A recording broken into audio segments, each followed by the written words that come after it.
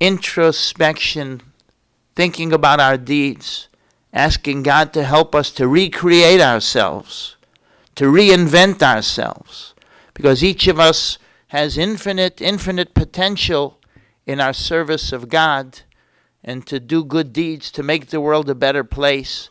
And the month of Elul, we prepare for Rosh Hashanah. So we try to reinvent ourselves. And Yuri was an inventor. That's what he was. He was a creative person. Yehuda was a very creative and gifted person. We'll hear about how he was gifted with his hands. So I'm going to begin with the little prayer of Mizmor LeDavid. It's known in English as Psalm 23. I'll sing it in Hebrew and then I'll say it in English, and we'll begin the eulogy. Mizmor LeDavid,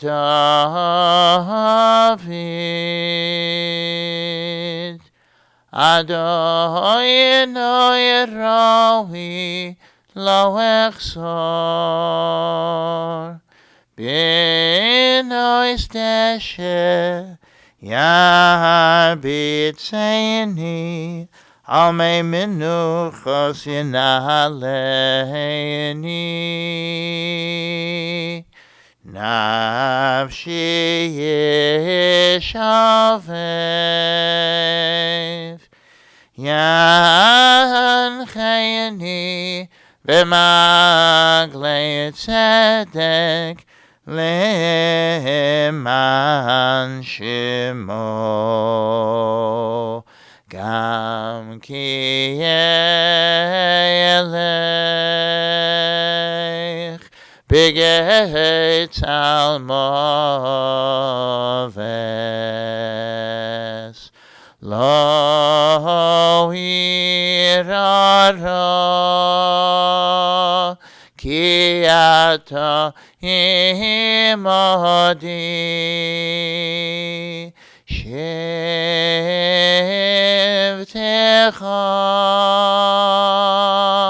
umeshantecha heimo, Yenachamoni taroich lefonai shulchan neged soirdoi, dishanto v'shemen roishi koi sirivoya, ach toiv v'chesed yidifuni kol yemei chayai, v'shavati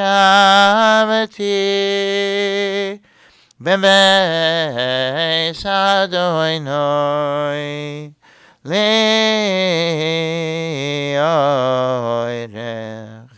yamim. A song of David. The Lord is my shepherd, I shall not lack. God causes me to lie down in lush pastures. God leads me beside tranquil waters. God restores my soul and guides me in righteous paths for God's name's sake. Though I walk through the valley of the shadow of death, I will fear no evil, for you are with me. Your scepter and staff, they comfort me. You prepare a table before me in full view of my adversaries. You have anointed my head with oil. My cup overflows. May only goodness and kindness pursue me all the days of my life, and I shall dwell in the house of the Lord for length of days. And so, as we come together today to mourn for our beloved, the loss of our Yehuda, our beloved Yehuda ben Chaim, Yuriy Rudov, who passed away on the 5th day of Elul, we come with great admiration, and I really ask you, Who am I to say a eulogy on Yuriy, someone who survived so many overwhelming, unimaginable challenges in life, the least of which might be Stalin's Russia. That might be the least of the challenges. But here we are at this moment in time, and I have the responsibility to do my best to capture some of his life. So I ask forgiveness from Yuriy, from the family. If I lack in any way, please forgive me. I do my best. We understand. He was a very great man. Gewinn a größer Mensch. Mir versteht Jiddisch ein bisschen, ja? Gewinn a größer Mensch. We're very fortunate to have with us the family, his wife, his brother, his son, all here today. His brother Yaakov, he should live long. Yuriy was born in Belarus. Belarus. It's my family is also from Belarus. My bubby came from Belarus, not far from Minsk. Yuriy was born in Belarus, in a town called Saliba. He was born to Chaim and his mother Riva. And Riva was from Babrusk in Belarus. And Chaim and Riva had 3 children. Misha, Zichrona Levracha, blessed memory. Misha was born in 1933, approximately. And Yuriy was born in 1935. Yehuda, Yuriy. And Lahavdil ben Chaim, L'chaim, may God bless him with a long life. His brother Yaakov, who is with us today. Yaakov was born in 1938. Today, Yaakov lives in Brooklyn, New York. Chaim, Yehuda's father, Yuriy's father, Chaim, was very gifted with his hands. And he would fix things and perform a lot of wonderful things with his hands. During the war, during World War II, he was in the tank factory, working with the tanks with his hands. And then the family, during the war, the family ran to Tashkent. And after the war, the family returned to Babrusk, and they built a home. That wasn't easy for them, of course. They built a home because after the war, when they returned, so much had been destroyed, so many lives had been shattered, and they had to rebuild, as we say, from the dust, from the ashes, to rebuild. Nachamol, in Ganzen, Nachamol, to rebuild. But God was with Yuriy and blessed him. And he met Elena in 1967. He was able to meet the woman that would be his wife, and they would build a life together. They were introduced by someone, we would call it a shadchan, a matchmaker, introduced them. His wife, the family name is Fishkina. And they were married in Babrusk. Sadly, Elena's father, Yaakov, Olav Shalom, was nifter when Elena was a young girl of 9 years old. She lost her father. So he was not able to be, of course, at the wedding in the physical spirit. But you know, in our tradition in Judaism, we know that the neshamas, the souls of our loved ones, that's one simcha they come down to this world for, a wedding.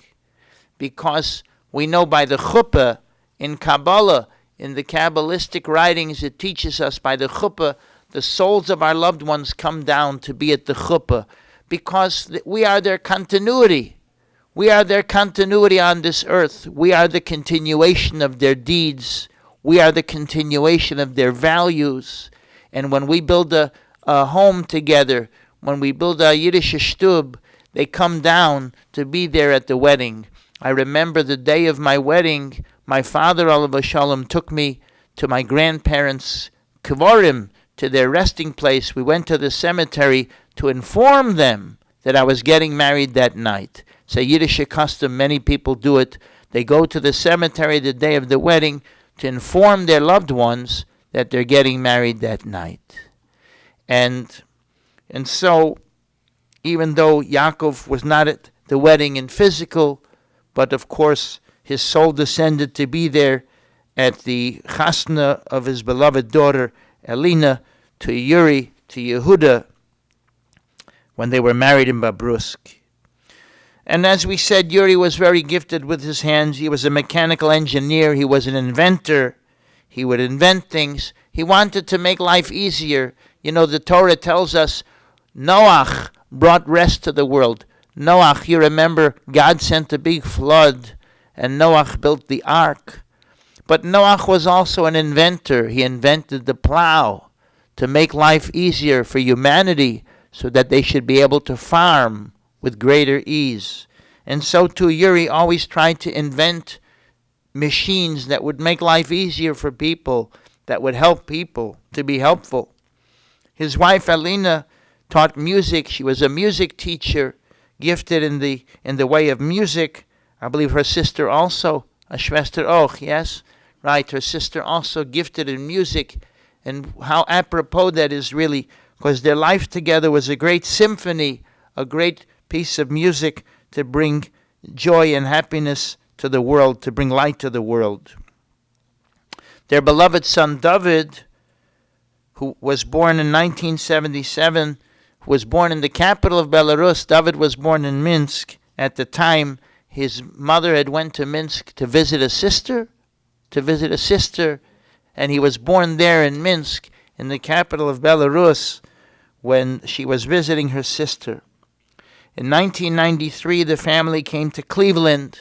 Of course, we can imagine it's not an easy thing to leave your home and to come to a new country, but undoubtedly families did this not for themselves very often, because they wanted their child to have a future in a country with freedom, where you could serve God, where you could be a Yiddish person, where you could keep your values.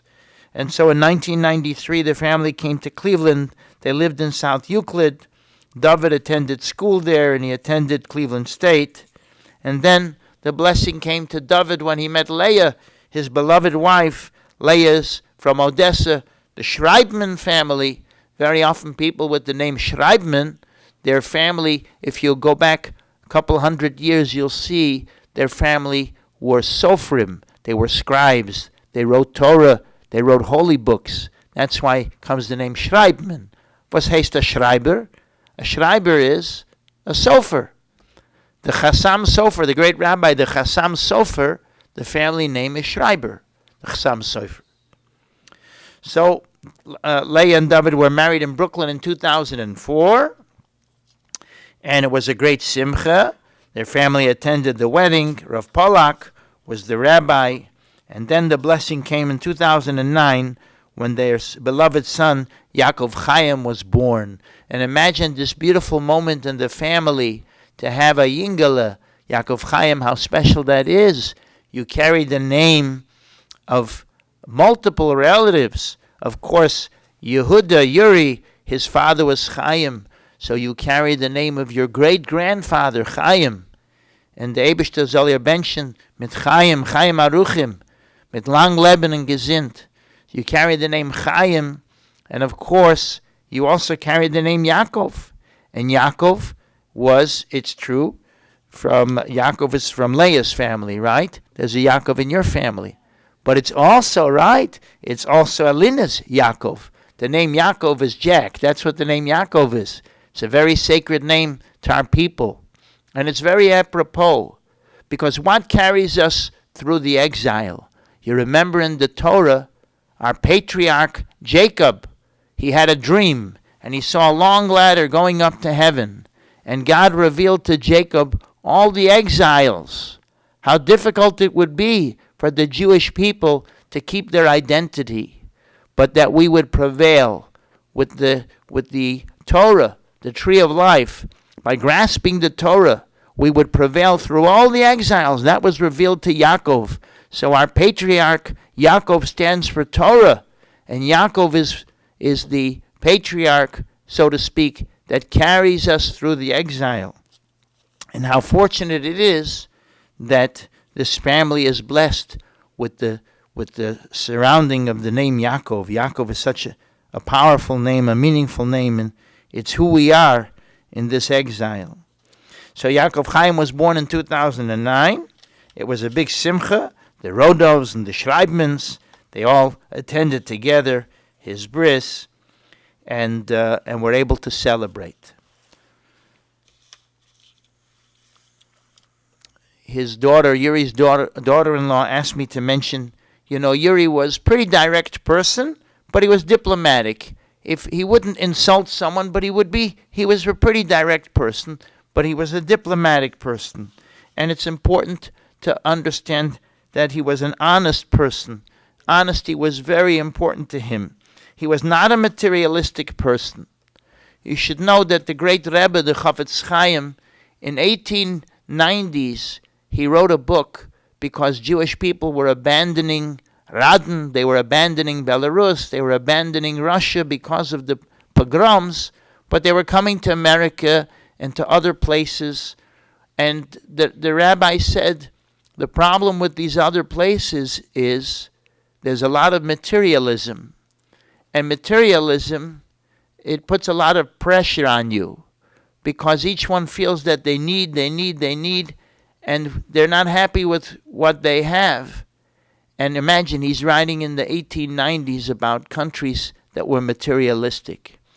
And really, to be able to understand that life is worth celebrating, every minute of life, it's not about building palaces and wealth, it's about celebrating family and humanity, about following God's will, being kind, being benevolent, being charitable.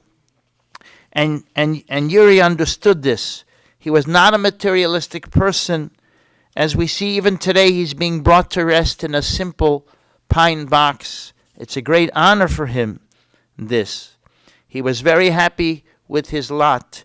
He was a someach bechelko, and he didn't need a lot to be happy. He could celebrate even a little. He was very careful in the way he spoke. He did not gossip. He was not known as someone who speaks lashon hara, to speak bad about people. No, he didn't speak bad about people. It's a very great attribute. What makes us godly? In what way are we created in God's image? The Torah says the human being is created in God's image. In what way are we created in God's image? God has a nose, eyes? No. God doesn't have a form. Ein lo demus haguf. We say God has no form. So in which way are we divine? In our ability to speak. That we have the power of speech. That comes from a godly soul. And we can reveal our deepest thoughts through speech. So speech, in many ways, is the most sacred element of the human being. The crown of the human being is speech. And this is something that Yehuda sanctified. Yehuda ben Chaim, he sanctified his speech. And that's a very, very great attribute. It's something that we all must aspire to, something that we admire. And his mother, Riva, he would tell over how she kept separate the meat and the milk, and the family suspects that she did a lot of things from the Yiddishkeit that she knew. And people came to Riva to give advice. She was someone who would give advice to people. People sought her counsel. People sought her wisdom. So we say, I ask mechila, I ask forgiveness from Yuriy. If anyone wronged you, we ask your forgiveness. It's not intentionally to harm you, God forbid. Please forgive us, be mochel us. You should forgive us, forgive the community. If we wronged you in any way, you should be a melitz yosher, an advocate for your family. At this time, David, would you be able just to say a little bit over? Or it's up to you, huh? No? Okay. All right. So at this time, it's traditional that we would say a Kel Male prayer, which means it's a prayer for our loved one's soul. And before I ask you to rise, we just we should mention what I was told in the hospital, how the family surrounded Yuriy with such love. And even they had a minyan. They brought 10 people for mincha, you said? They imagine in University Hospital, it's not a shul, it was the ICU. The intensive care unit of the hospital, David with his family was able to get a minyan. It's very sacred. There should be a minyan of 10 people there, and they prayed the mincha prayer in the ICU when his father was there so ill. Okay, I would ask everyone to please rise. What? Please, yes, please. Forgive me. No. Would you say? Yes. You can speak to the microphone. I can't like this. I never speak. Okay. My husband, мой муж был очень хорошим человеком. Очень хороший человек. Его все любили. Он был очень добрым. Он был очень заботливым отцом. Он был хорошим мужем ко мне. Очень. Я постаралась, как могла, скрасить его последние дни, последний месяц жизни. Для меня это очень горько. Если бы я могла дальше тянуть его, я просто продлевала ему дни, я хотела, чтобы он дольше жил и жил и жил. Вот. И мне очень трудно сейчас, но я очень благодарна всем вам. I'm very thankful to you. You're very good was to me and to my husband. And now it's very hard time for me, but you're with me and with my family, and I'm very thankful.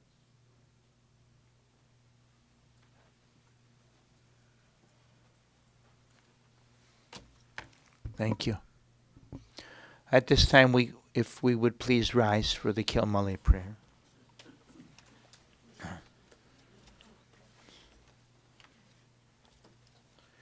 El Male Rachamim Shoichein Bameroyamim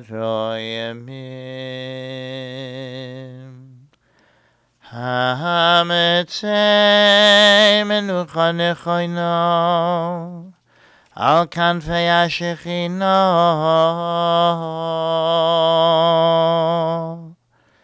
B'ma'ayalois Kedoshim Utehoirim Kizoyar Harakia Mazirim Es Nishemas Yehuda ben Chaim Sheholach Lioilamoi Bavur Shanachnu Mispalim Baras Koras Nishmosoi Began Eden Tehei Menuchasoi Lochein Bal Rachamim Yastireu B'Seisek Nafav Lioilamim V'yitzror b'tzror ha'chayim es nishmasoi Adonai hu nachalosoi V'yanuach b'shalom al mishkavoi V'noimar Amen. God full of compassion who dwells on high, grant proper rest on the sheltering wings of your presence, in the lofty levels of the holy and pure, who shine like the brightness of the heavens, to the soul of Yehuda the son of Chaim, who has gone to his world, and for whose memory we pray. May his rest be in paradise. May the Master of Compassion bring him under the cover of God's wings, and bind his soul in the bond of life. May the Lord be his heritage, and may he rest on his resting place in peace. And let us respond, Amen.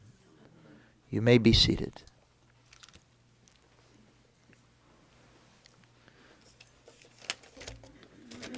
Yes, are we able to walk with Yeah.